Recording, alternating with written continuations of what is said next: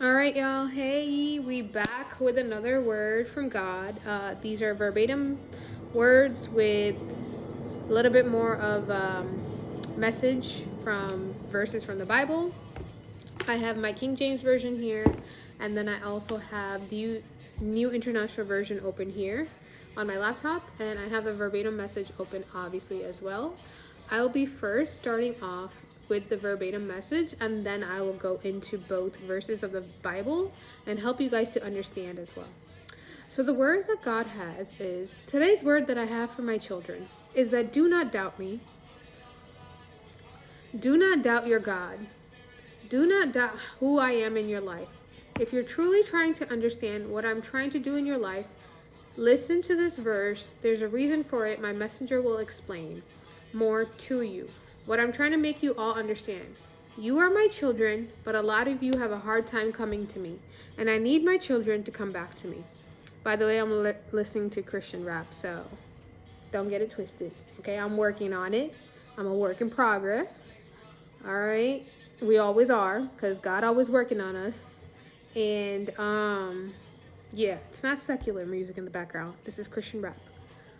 And if you're wondering who it is, it's ooh, sorry. It's Hulvey, Hulvey. And it's called Cracking the Tomb. Okay, back to the word. So, the Lord had me focus on Luke chapter 5, verse 5 through 6, but I'm going to read 4 through 6 so you guys understand. Now, when he had left speaking, he said unto Simon, Launch out into the deep, and let down your nets for a draught. And Simon answering said unto him, Master, we have toiled all the night, and have taken nothing.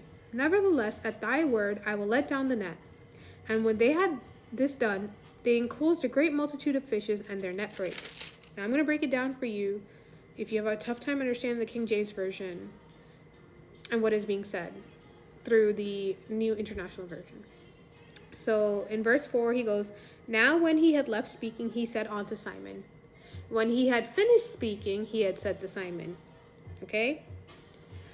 Put out into the deep water and let down the nets for a catch.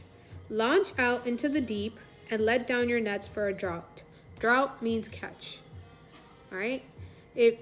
I also want you to know, you should read the version of the Bible that you understand the most. Okay.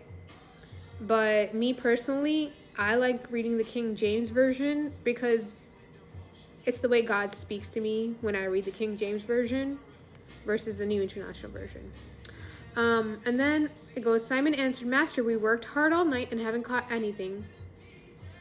And Simon answering said unto him, Master, we have toiled all the night, we have worked all night, and have taken nothing, and haven't caught anything. Nevertheless, at thy word I will let down the net. But because you say so, at thy word, I will let down the nets. When they had done so, and when they had this done, they caught such a large number of fish that their nets began to break. They enclosed a great multitude of fishes, and their net brake. Does that make sense? I hope it makes sense for the people. But basically what God is trying to say to you guys, the ones that have left him and have ran away from your father, because I've been there, I've done that before. I have run away from father, and I have tried to hide, thinking I could hide from God, thinking I could hide from our Father in heaven. And he said, absolutely not. And what he's saying to you is that, because he told me, do not doubt who I am in your life. If truly trying to understand what I'm trying to do in your life, listen to this verse. When they had done so, they caught such a large number of fish that their nets began to break. Because what did Simon say? Master, we worked hard all night and haven't caught anything. But because you say so, I will let down the nets.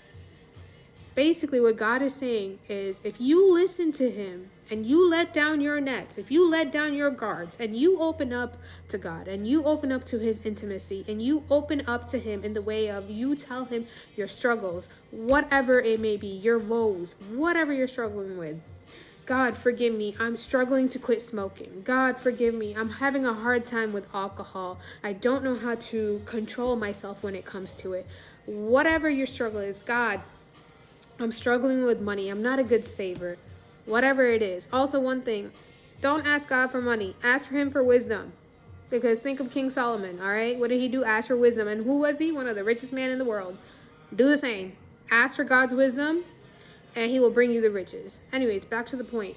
Basically, what he's saying is, when you let down your guard and you open up your heart and you open up to God, you are going to see that the guards that you put down, not only are they going to break, but they're going to give you that breakthrough, that opening, and whatever riches, whatever you desire, whatever is in your heart, God's going to give it to you.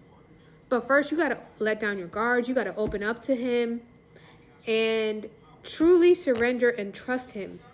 Trust me, it was hard. I've had trust issues myself. It's not easy learning to surrender and trust God when everyone else around you may look at you crazy and may make you feel like you're not doing the right thing, when in reality, you actually listen to God. Because this world has made us really just pour into our fleshly desires. It makes us go, keep moving, keep going, keep going, keep going. And if you keep doing that, you don't know how to be still. If you don't know how to be still, you're not going to hear God. And so what does the world do? It makes you keep going. So you don't know how to rest. So if God tells you to quit your job, you freak out and you're like, oh my God, no God, I need my money. How am I going to pay my bills? And you go on to this whole tangent because you're not trusting him, because you're in the world. You're in your flesh. You're not trusting in his plan. You have to trust in his plan. I don't know my plan actually, but I know I'm in his. And why am I in his? Because I'm trusting him, because he's guiding me. He's been working on me and working on my trust issues for the past 2 years or so, okay? And he's been working on me continuously. And I have my days, but no longer will I be double-minded, okay? No longer will I be double-minded. And I'm saying this because that is what God is trying to teach us in this moment with these 2 verses, and to truly trust in him and to come back to him, to come back to your Father. If you haven't had a mother or a father in your life, trust me, our Father in heaven is there for you. I had both people present, but they weren't properly in my life in the way that I desired, in the way that I deserved to have them. So for a long time, I didn't believe in God. For a long time, I didn't feel like I had a father or anything, or a mother or anything. Long time. But here I am at the age of 30, fully and wholeheartedly, finally believing in God. And I've also made it double the years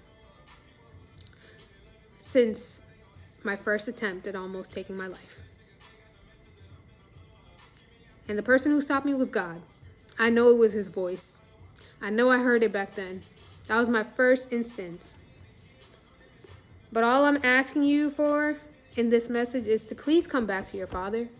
Please come back to him. He wants his children back so badly. He just wants you to trust in him and see him as the Father that you never had. Just ask him to show you him. And he will show it to you when you least expect it.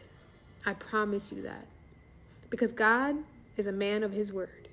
It may not be on your timing. It may not be on your timing. Because it's not him listening to your plans. No, it's you needing to surrender and listen to his plans. That is what he's asking his children to do. I know this was a bit long. You always can fast forward it, but yeah.